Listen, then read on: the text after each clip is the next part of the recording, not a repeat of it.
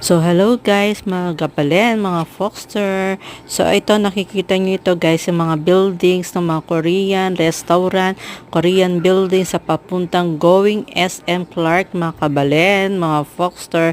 So, yan, ang nakikita nyo guys. So, going to SM Clark kami dito, mga kabalen, mga Foxter. So, medyo malabo siya, pero nakikita nyo naman yung mga buildings dyan. Yan.